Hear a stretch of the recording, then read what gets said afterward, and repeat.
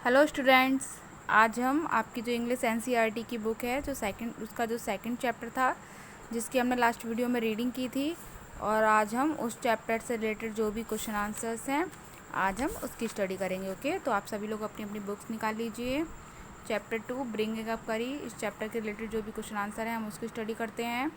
तो आपका जो फर्स्ट क्वेश्चन है, द इनक्लोजर इन विच करी lived had a thatched roof that lay on thick tree stumps. Examine the illustration of Curry's pavilion on page 8 and say why it was built that way. कि the enclosure means होता है घेरा, जो चारों तरफ से घेरा हुआ होता है। कि द इनक्लोजर इन विच करी lived had a thatched roof that ले ऑन थ्री स्टम्प्स, की जो घेरा बना हुआ था जिसमें करी रहता था, वो उसकी जो रूफ थी, छत थी, घास फूस से बनी हुई थी, छप्पर था एक, और वो ट्री के जो पेड़ के जो स्टम्प होते हैं, जो पेड़ की जो मोटी मोटी जो पेड़ की जो मोटी सी लकड़ी होती है उस पर बने हुए थे। तो examine the illustration of curries pavilion on page, तो आप देखेंगे कि पेज नंबर 8 जो है आपका, यहाँ पर पेज नंबर 8 पे पिक्चर दे रखी है जहाँ पे जो करी जो रहता था। तो आप इसको देखिए और आपको ये बताना है कि आखिर ये ऐसा क्यों बनाया गया था। जो करी का जो पवेलियन था जिसमें करी रहता था, वो इन चार जो ट्री के पेड़ों पर क्यों रखा गया था। ओके, तो आइए हम इसका आंसर देखते हैं। इसका जो आंसर होगा, तो इसका जो आंसर है उसको देखते हैं हम। करी pavilion was built under a thatched roof which rested on thick tree stumps so that it could not fall in when curry bumped against the bamboo poles.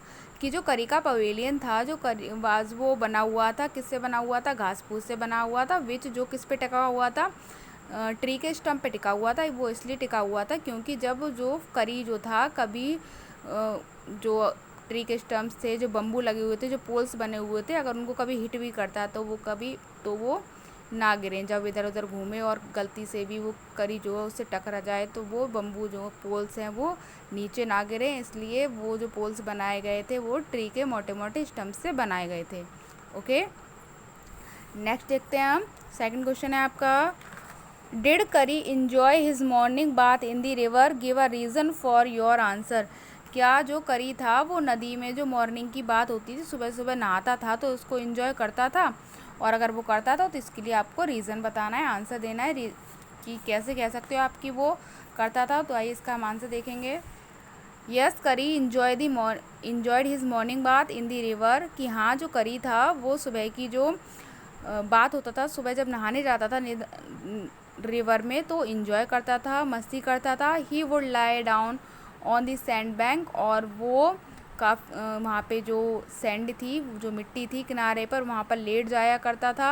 After that he would lie in the water for a long time, और इसके बाद वो पानी में भी कई घंटे पड़ा रहता था। इससे हम ये अंदाज़ा लगा सकते हैं कि जो करी है, उस करी जो था उसको पानी में नहाना, सुबह की जो बातिंग करना उसे बहुत अच्छा लगता था। ओके, नेक्स्ट क्वेश्चन देखेंगे हम, जो आपका थर्ड क्वेश्चन है, फाइंडिंग गुड ट्विक्स फॉर करी टुक अ लॉन्ग टाइम वाई, कि जो करी के लिए जो अच्छी सी टहनियाँ लाने में इतना समय क्यों लगता था, खोजने में इतना ज़्यादा टाइम क्यों लगता था, तो हमें ये बताना है। ओके, तो इसका हम आंसर देखेंगे। फाइंडिंग गुड ट्विक्स फॉर करी टुक अ लॉन्ग टाइम, कि करी के लिए अच्छी सी टहनियाँ ढूंढने में टाइम लगता था, बिकॉज क्योंकि his friend had to climb all kinds of trees, कि उसका जो करी का जो दोस्त था उसको हर तरह के पेड़ों पर चढ़ना पड़ता था। To get the most delicate and tender twigs, किसके लिए चढ़ना पड़ता था, सबसे ज़्यादा डेलिकेट, स्वादिष्ट और कोमल टहनियों को पाने के लिए उसे हर तरह के पेड़ों पर चढ़ना पड़ता था। If a twig is mutilated on an elephant would not touch it, और अगर एक भी जो टहनी थी अगर वो कैसी हो जाती थी, ख़राब हो जाएगी, तो एलिफेंट उसको खाएगा नहीं, उसको छुएगा भी नहीं। इसलिए जो उसका दोस्त था उसको बहुत ही केयरफुली उसके लिए ट्विक्स लानी पड़ती थी। ओके, नेक्स्ट क्वेश्चन देखते हैं हम। वाई डिड करी push his friend into the stream, कि जो करी था उसने अपने फ्रेंड को जो पानी की जो धारा थी उसमें धक्का क्यों दे दिया, तो इसका हम आंसर देखेंगे।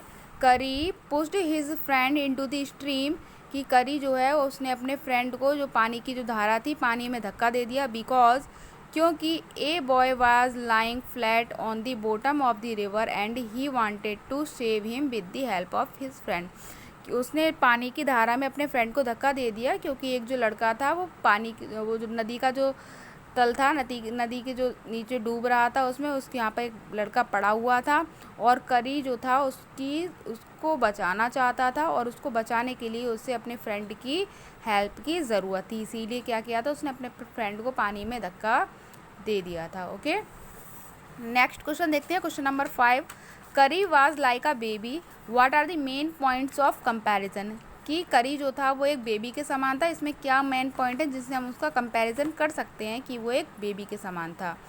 तो इसका हम आंसर देखेंगे, करी वाज लाइक अ बेबी, कि करी एक बेबी के समान था। क्यों समान था? क्योंकि he had to be train to be good just like a baby, क्योंकि जैसे एक बेबी को ट्रेन किया जाता है, एक बेबी को ट्रेनिंग दी जाती है, करी को भी वैसे ही ट्रेनिंग दी जाती थी।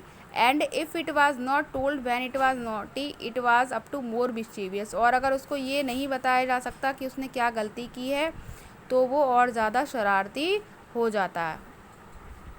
नेक्स्ट क्वेश्चन नंबर 6 देखते हैं। Kari helped himself to all the bananas in the house without anyone noticing it, how did he do it, कि जो करी जो था उसने बिना किसी की सहायता लिए और बिना किसी को नोटिस किए जो सारे केले थे वो उसने घर से क्या किए थे, सारे केले निकाल लेके चला गया था वो। तो उसने ये कैसे किया, जबकि उसने किसी की हेल्प नहीं ली थी, तो उसने ये जो है केले वहाँ से कैसे ली हाउस में से। ओके, तो इसका आंसर देखते हैं हम। करी help himself by his long black trunk which came through the window and disappeared with all the bananas, कि जो करी था, करी ने ये जो हेल्प हिमसेल्फ अपनी जो हेल्प की थी, किससे हेल्प की थी, अपनी लंबी ब्लैक जो सूट थी उससे अपनी हेल्प की थी, जो विच केम थ्रू दी विंडो, जो विंडो से क्या हुई, घर के अंदर गई, डाइनिंग रूम में गई, and disappeared with all bananas, और सारे केले लेकर गायब हो गई। कहने का मीन्स ये है, करी ने जो केले चुराए थे वो सारे अपनी सूट की हेल्प से निकाले थे। ओके, नेक्स्ट क्वेश्चन देखते हैं हम, question number 7। Kari learn the commands to sit and to walk, what were the instructions for each command, कि करी ने जो कुछ भी कमांड सीखे थे बैठने के लिए और चलने के लिए, जो कमांड सीखे थे वो क्या थे,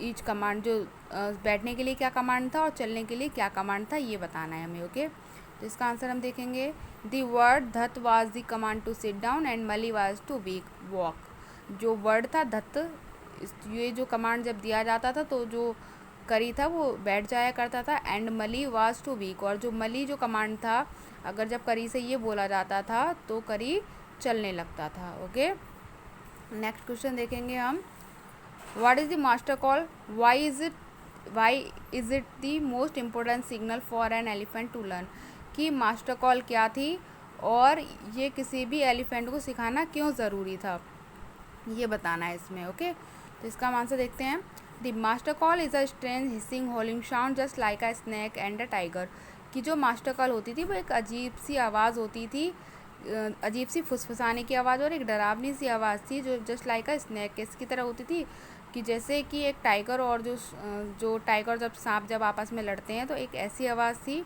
it is very important signal, और ये जो सिग्नल था ये बहुत ज़्यादा ज़रूरी था, क्योंकि when ever master is in trouble, कि जब भी जो मालिक होगा वो परेशानी में होगा, the master call bring the elephant near him, तो जो मास्टर कॉल है उससे जो हाथी होगा वो उसके पास आ जाएगा। ओके, तो आपका जो सेकंड चैप्टर के क्वेश्चन आंसर्स थे वो यहाँ पर कंप्लीट होते हैं, आपका चैप्टर 2 कंप्लीट होता है। आप चैप्टर फर्स्ट सेकंड के आपके जो भी क्वेश्चन आंसर कराए गए हैं आप इस चैप्टर की घर पे स्टडी कीजिए।